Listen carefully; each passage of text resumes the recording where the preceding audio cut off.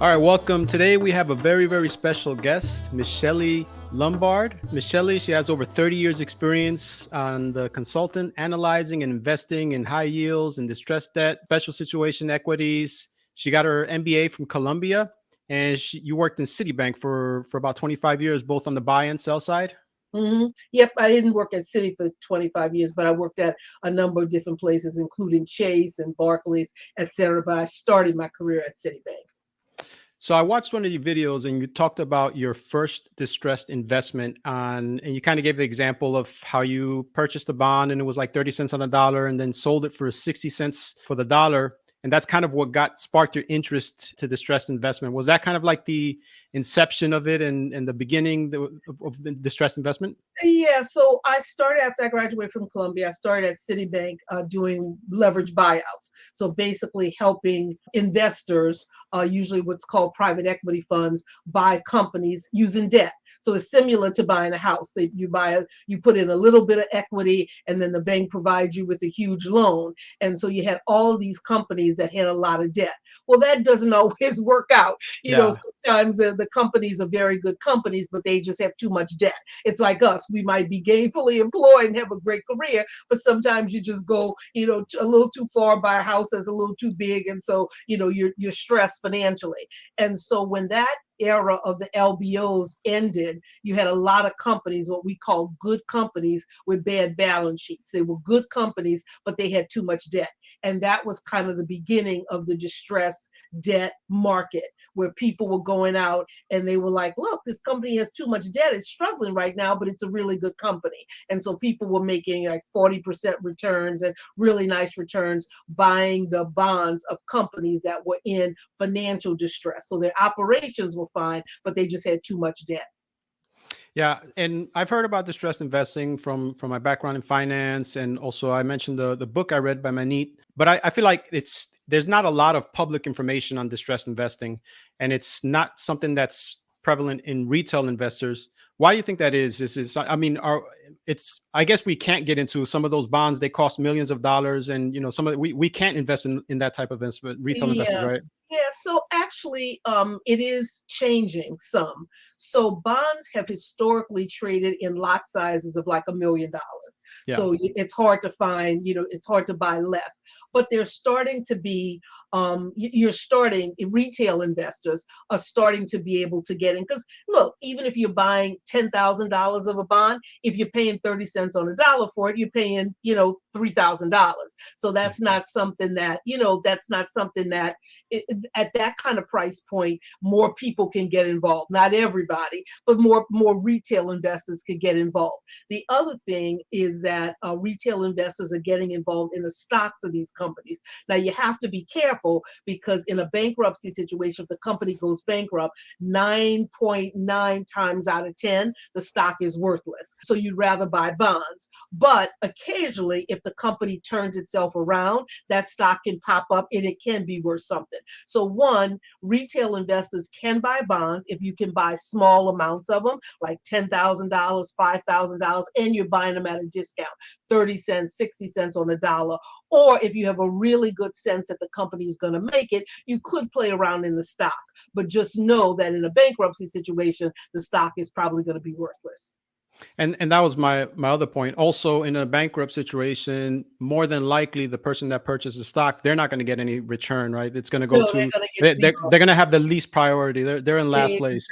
Exactly. So in a bankruptcy situation, the people who get paid first are the secured lenders, the banks, the Chases of the world, the JP Morgan. Well, it's JP Morgan, because Chase merged with JP Morgan, but it's the Citibanks, et cetera. They are secured, like your bank is when you buy a house. They're secured by your equity may get wiped out if the value of your house goes down, but the banks are secured, and even if they don't get paid back 100 cents, they get whatever there is. Then second in line are the unsecured creditors. So those are people who have loaned money to the company company, but they're not secured. So kind of almost like a second lien on your house. So the first mortgage holders will get out first, and then maybe the bank that loaned you an equity line of credit. And then last is your equity. That's the same thing in a bankruptcy situation. Secured lenders come out first, then the unsecured debt comes out, and then last is the stockholders. But you do have every now and then, like Hertz car rental, their stock was worth something in bankruptcy, and so the equity holders there actually got a return. I wasn't familiar with it, I didn't play around in it, but that was a rare situation where in a bankruptcy the stockholders actually did get something for their stock. Now, what's the approach? So, like, is it similar to someone who's going to invest in a stock? They kind of look at the EBITDA, they look at the DCF, they look at management, they look at their debt and cash runway, and they're looking at all these metrics. Is it pretty much the same approach for distressed investing? It is pretty much the exact same approach. So when I approach a distressed investment, because the company is broken, and I'll tell you where it differs. So unlike a situation where I'm buying the stock of Coca-Cola or Procter and Gamble or Intel, and I know, I feel comfortable, there's no question that the company's going to survive. When you have a distressed situation, the first thing you need to think about is whether the company is going to survive or not. And so all of those measurements, you absolutely, want to do that. But a lot of it with distress is kind of qualitative. You can look at the metrics, but a lot of distress is like, does this company have a reason to exist? Is it going to survive? And so that's what you have to look at with a distressed investment. So that's different. And you can't really capture that in a metric. You have to capture that by looking at the business and making a decision like, okay, do these guys have a reason to exist? So I tell you how I break it down. Companies usually go under for one of three reasons. They're in a down cycle. So for example, during the pandemic, the travel industry was struggling. It was a cycle, Yeah. and it was going to come back. About 10 years ago, we had a down cycle for coal companies because utilities to make energy, they burn either coal or natural gas. Natural gas is cheaper and it's cleaner. So coal companies were going under like one by one. Remember when gas prices collapsed maybe 10 years ago, a lot of oil and gas companies, if you're out exploring for oil and gas prices have collapsed, you're like, you know what, let me just shut this down because I'm not getting the price for gas per gallon that it would take to make this exploration and development worthwhile. So a lot of times it's a cycle. So if it's a cycle and you think prices may come back, that's one thing. A second reason a company might get into trouble is because they're having operating problems. So when Tesla first started, they were having, I won't say problems, but it takes a lot to get a car out the door. So Right. that was a problem specific to Tesla. It was an operating problem that Elon Musk had to fix. And then third, and this is what you're seeing a lot these days, is the company's business model has become obsolete. So a most Mm. famous example of that is Blockbuster. Like what Yeah. happened to Blockbuster? Streaming happened to Yeah. Blockbuster. So if you had Netflix, you don't need Blockbuster. So a lot of what we're seeing now in the distress market is situations where the company's business model is something that people don't need anymore. A really odd example is Dean Foods. So Dean Foods was a dairy processor. They process milk, butter, cheese, yogurt, that kind of stuff. Mhm. Well, how many people you talk to these days like, oh, I don't do dairy anymore. I'm vegan, I'm vegetarian, Yeah. whatever. Like my husband became vegan last year right before Thanksgiving. I'm like, dude, Oh, man. worst possible time to I go know. vegan. Wait, So wait till after Thanksgiving. exactly. No mac and cheese, no broccoli Oh. and cheese casserole, none of that stuff. And what happened with Dean Foods, they had not added soy milk, almond milk, any of those kind of products. So they ended up filing bankruptcy Mhm. because people had moved past their product. So that's what we're seeing a lot of now. Radio companies that operate radio stations started to go under, a couple of years ago or really struggle because what's replaced radio? Sirius XM. Serious. I Yeah. don't have to listen to the radio in my car. I just connect wirelessly to my iPod. I can listen to my own music. So three reasons a company goes under: either the cycle, prices for whatever they're selling have gone down temporarily, or you have an operating problem at the company, or their business may not have a reason to exist anymore. So with those three examples that you gave, let's I have a two-part question. So for the first one, you gave the example of the travel, right? So is that something that would pique your interest to invest, like travel? You see everything is crashing. You know COVID is not going to be forever, and you say, okay, I think this is still good company, the airline or whatever travel agency. I'm going to invest in it because the only reason it crashed was because of the COVID. And then secondly, how do you assess where you want to get in? Where's a target price with bonds? Or is that not a thing? Like for like, with the DCF, for example, you have a company, let's say, is trading at 80, you do an intrinsic value, you think it should be trading on 120 based on the free cash flow or whatever. So you get in, but you have an idea of where you want to get in and you have an idea of where you want to get out. Can you do the same thing with bonds? Yeah, you can. So, travel, perfect example. That was a weird one because it impacted almost everybody. But, like I got in, I bought the bonds of Marriott. I'm sorry, I bought the stock of Marriott because I was kind of like, look, COVID is probably not going to last forever. I didn't go as far as cruise ships, but I was like, because they were really beaten up. But I was like, look, Marriott, I'm comfortable with that. So yeah, you basically what you would do with distress is you could do a DCF or you can look at a multiple. So what you would say with distress is the difference between distress and other types of investments is you have to figure out where their normalized earnings could be. So I'm not going to value Marriott on what it's making during the pandemic because I know that's not going to last forever. What I'm going to do is value Marriott on what I think it could be making, what kind of EBITDA it could be making once the pandemic is over. I'm going to value that radio station. Well, that's a different story because that's not cyclical. That's something permanent that's happening to them. But if it's a cyclical kind of thing, and I think the company is going to get out of it and the tide's going to turn, then it's a situation where I go, okay, what earnings, what EBITDA, what cash flows will they be generating once this cycle is over? So one of the example is Goodyear.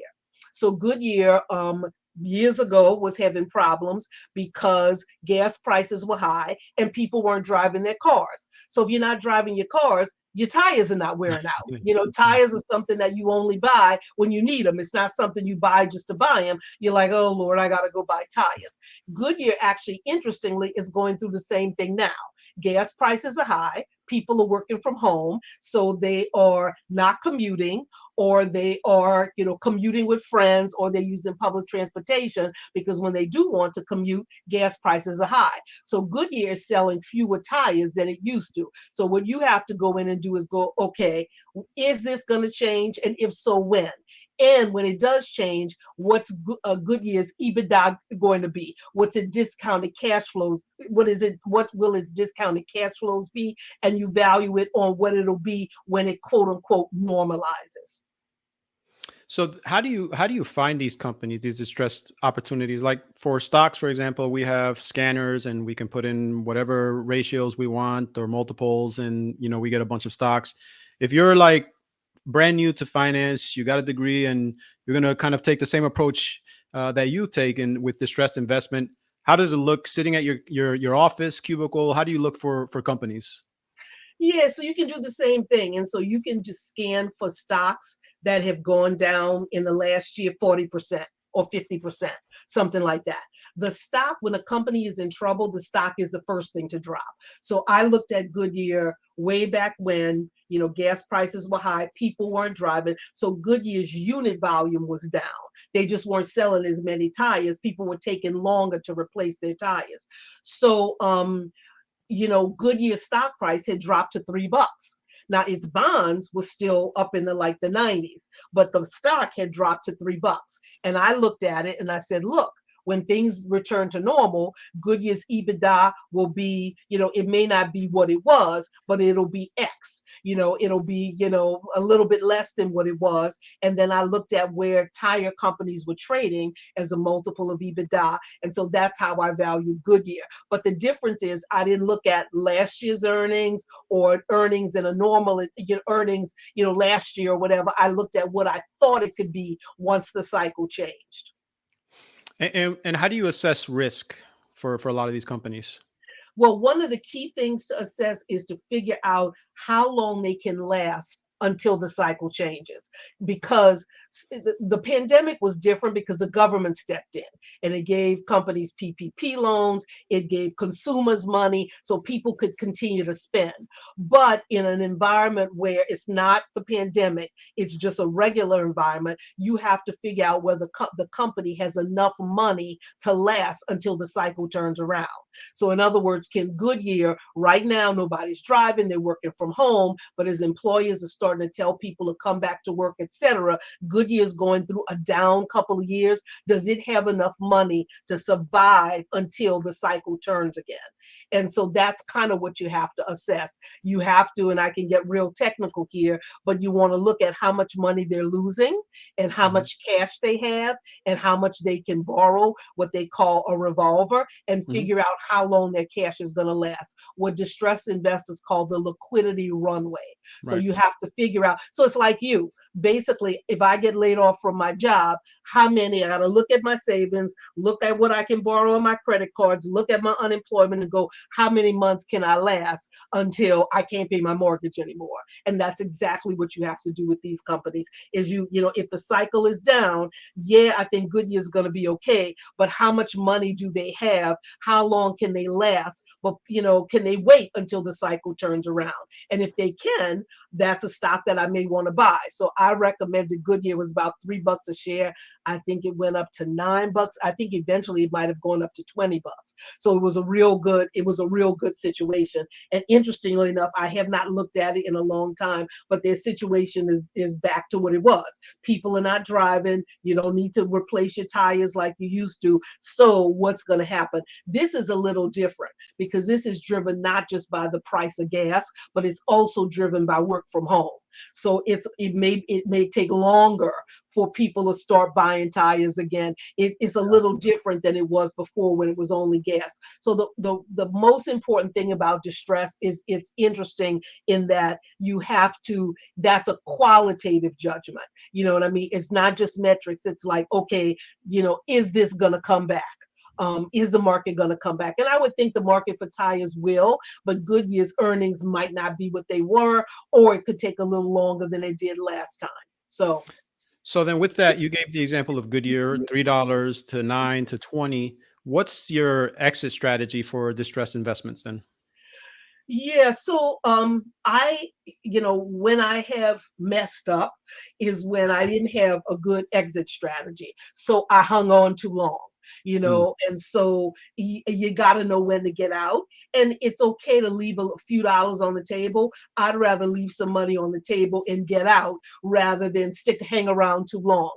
And so, what I try to do, and I don't always stick to it, what I try to do is in advance say, look, once this stock price, I think it's worth, I think Goodyear stock is worth 8. So when it gets to 7, I'm going to get out. You know what I mean? Or I think it's worth 15. So when it gets to 12, I'm going to start to sell and start to get out. And that way I can kind of protect my profits. So that's a good discipline. And that's the same as with any other stock. If you own Nvidia, if you own Disney, if you own any of those, you should be thinking, okay, I like this. I think it's a bargain at this price. But once it gets to that price, I'm going to start to exit. I'll start selling down my position. And what do you recommend for just the average retail investor? Is it just safer to just buy a mutual fund, or how should a regular retail investor approach it? It depends on how much time you have. So if you have time to assess a company's liquidity, you have to go to their website. You have to go to the investor relations section of their website. You have to look at their 10K or their most recent 10Q and go to the debt section and look at how much money they can borrow from the bank. You have to look at their balance sheet. How much cash do they have? And then you have to go to the cash flow section of their statements and look at how much cash they're burning every year, every quarter. So the simple approach is just to say, okay, they have $200 million of cash. Then they have a $500 million revolver that they can still borrow $300 on. So the 200 of cash plus the 300 that they can borrow on their bank revolver gives them $500 million of liquidity. At this rate where they are now, they're burning $100 million a year. So that lets me know they can last about 5 years. Do I think this cycle is going to turn in 5 years? Yeah, probably. So I'd probably buy that. Let's say they're burning $300 million a year and they have 500 million of cash plus revolver availability, then you go, they can only last about a year and a half. Do Yeah. I think this is going to be over in a year and a half, or we're still going to be in a pandemic, or we're still going to be in a work from home environment? In that case, I may not. I may decide, you know what? I'm not going to take a chance on these guys. So, I said all that to say it really depends on how much time you have and how much time you want to devote to this. I do this for a living. And so, for me, I'm used to doing it. I can do it pretty quickly. If you don't do this for a living, you got a full-time job, you're doing other stuff. Maybe you want to stick to, not just mutual funds. If you're going to do individual stocks, maybe you want to stick to, the Coca-Colas of the world or something that's not, what I mean, that's not going to give you any problems. But if you're interested in this and you want to possibly triple your money and you have time to do the homework, then this is something that could be fun. I usually tell people don't put any more into it than the maximum you want to put in all your kind of special investments is what you would spend on a vacation. You know what I mean? I went to the DR, many years ago. It rained every single day.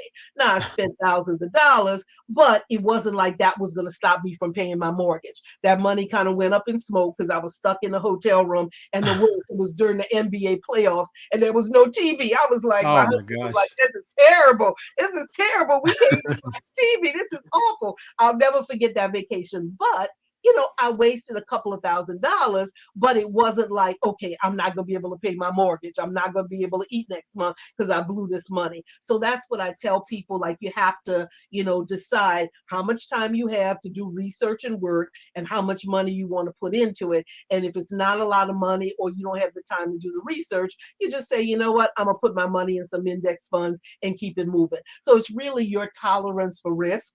And it's also, your time. You may Yeah. not want to spend your time. You come home from work, you're tired. Who wants to look at 10Ks? If Right. you think that's interesting, you might. But if you don't, you're like, look, I'll just put it in a mutual fund and call it a day. I'm not interested in, digging into Goodyear's 10K and seeing how much liquidity they have. I don't consider that fun. So.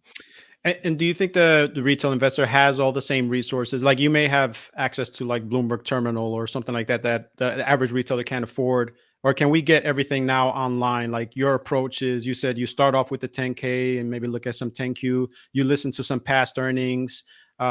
Do we have the same tools now, or you guys still have an advantage? You have a lot of the same tools. What you don't have on bonds is the pricing. So Yeah. with stocks, you can find the prices, and it's bonds. There's not really the exchange, where you can go on and see where a bond is trading. So you don't have access to pricing. With the stock, you're fine. You can go to MSN, you can go to Yahoo, you can go to any of them.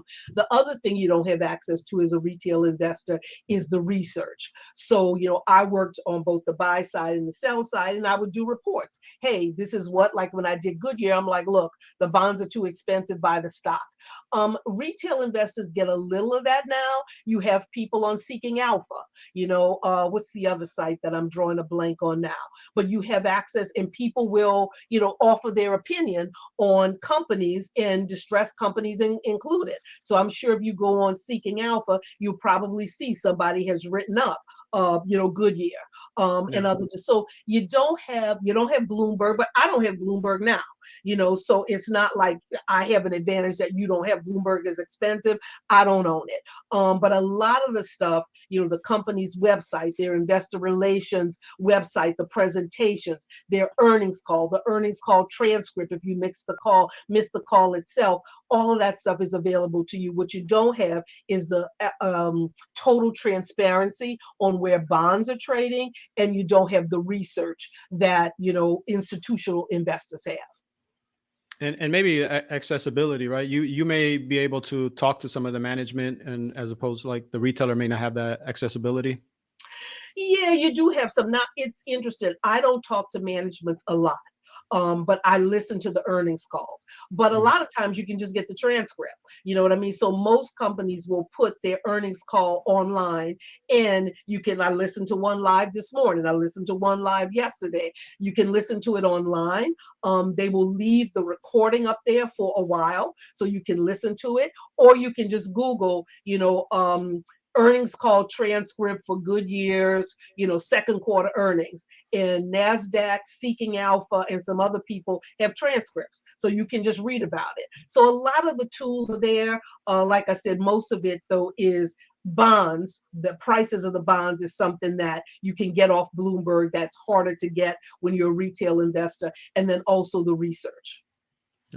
So closing out here, what exactly made you choose finance as a career? What is that spark? Is this something you always wanted to do in high school? You knew, or No, in high school, I wanted to be a teacher or a fashion designer. I took one accounting course undergrad, and I really liked it. I'm not good with abstract numbers. So I'm not good with, geometry or algebra, stuff like yeah, that. But when it comes to addition, subtraction, money, I'm okay. So, I'm most of the math involved in what I'm doing is like really simple math.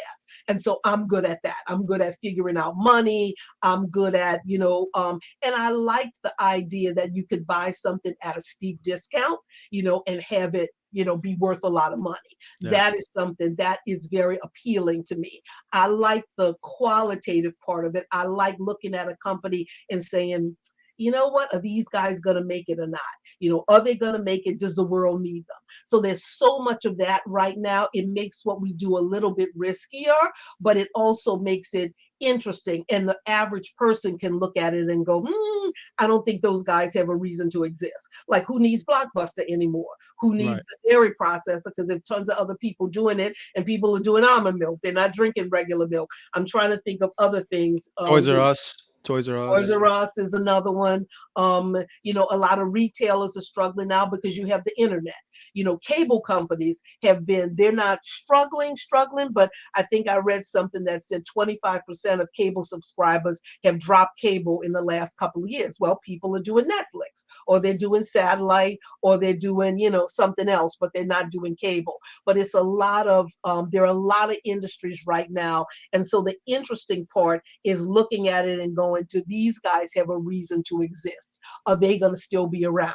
And if you think they're going to still be around and they can grow out of this situation without filing bankruptcy, then it's a real interesting situation. So something like Goodyear, people are going to always need tires. That's a non-discretionary purchase. There's nothing that you can substitute for a tire.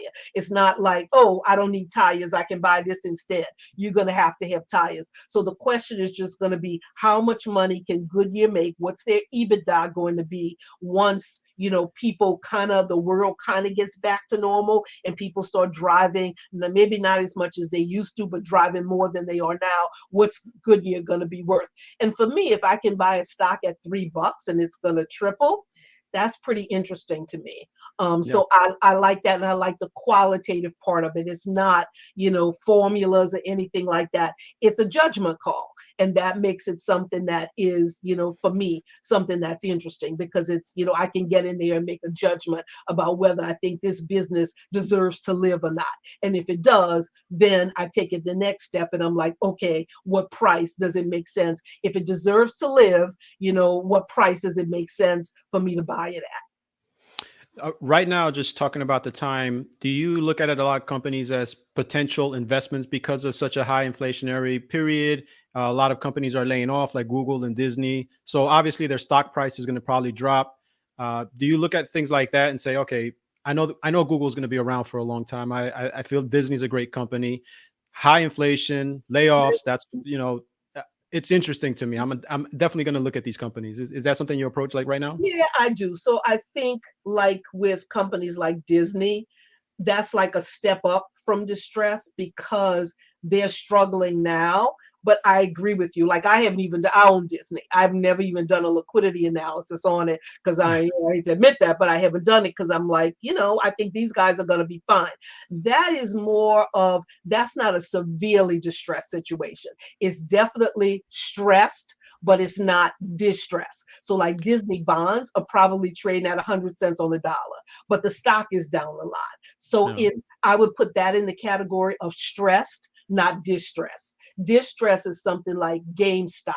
So Yeah. that's one where you're like, okay, does this company need to exist? You know what I mean? Everybody's playing games online. It used to be, every Christmas for my son, I'd be like, okay, well, the latest edition of Madden, the latest edition of, some of the war games and that kind of stuff. Now it's like, so a GameStop is one that's different from, that's more distressed, not stressed.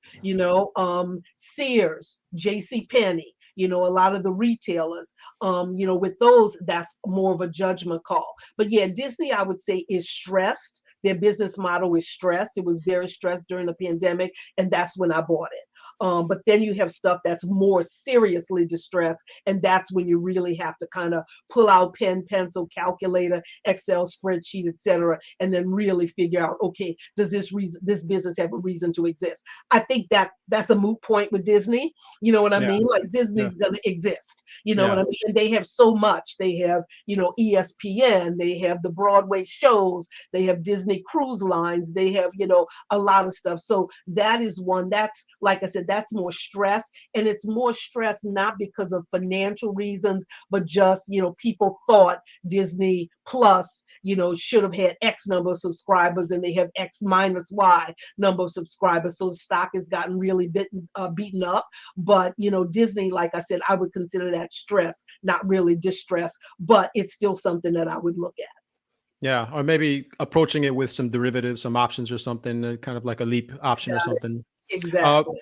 Yeah, for people who want to know more about distress, I think you found me oh, from my course, and I teach this now, but I teach it to hedge funds and I teach it to institutions, banks, and people like that. There's one though on that I did 5 years ago that's online, and people should feel free to watch that. I go through kind of step by step yeah. how I would analyze a distressed investment. It takes an hour. I crammed a lot of information into an hour, so I didn't want to repeat it here. People can go online and look at it. Just Google me, Shelly Lombard. I think it's called Intro to Distressed Investing, and you can, look at it. It's, I think that course is 5, maybe 7 years old, but the basics are all still there. And I talk about the difference between buying distressed bonds and distressed stock. If you think the company is not going to file bankruptcy, then buy the stock.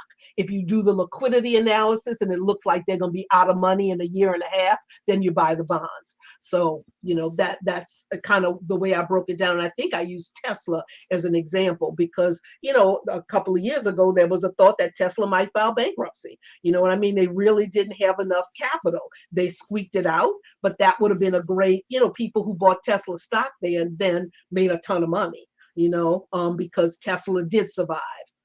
So if you buy the bonds and it goes bankrupt, you can still make money. Yes. Has your research ever led you to say, okay, I look at this company and it's led you to buy shorts, maybe short the company because of that? Yeah, yeah. I don't do a lot of options. There are a lot of people who know a whole lot more about options than me, but I have done where I've looked at the stock and I'm like, okay, this is overpriced. And yeah, so I have done, bought puts. I very rarely just short something straight because I don't want to get caught out like that in a short squeeze. But if there's an active options market, I will buy puts on something. And it's real interesting. Like one of my best investments ever was I bought the bonds at a discount and I bought puts on the stock because I thought the company would go into bankruptcy. So I did, and the stock was going to be worthless. So I bought puts on the stock, but I thought the company would be worth enough to cover the value of the bonds, and it was. So I made money on both ends. And it could have been a hedge because if I was wrong and the company, didn't come out of bankruptcy, I would have made money on my my puts, but I would have lost money on my bonds. So it kind of was a hedge, but it turned out perfectly for me Mm. because the bonds ended up being worth, I think I bought them they were expensive. I bought them like at 80 cents on the dollar, and they turned out to be worth 100 cents on the dollar, and the stock went to zero. So I bought puts at 25, I bought puts at 15, and so that worked out perfectly. If you can find those situations, those work out Yeah. really, really well. And then my final question is, what would you recommend for someone who just graduated finance to get into the finance world? Should they start off with an internship, or how do they get their foot into the door? Internship, for me, the best training was working at a bank. And working at a bank on the corporate side, making corporate loans, because then you learn about financials, you learn about income statements, balance sheets, you learn about cash flow statements, which is for me the most important thing ever is a cash flow statement, because that tells the income statement can say one thing, but the cash flow statement tells you whether those sales are really cash or not, whether that money is covered in the door.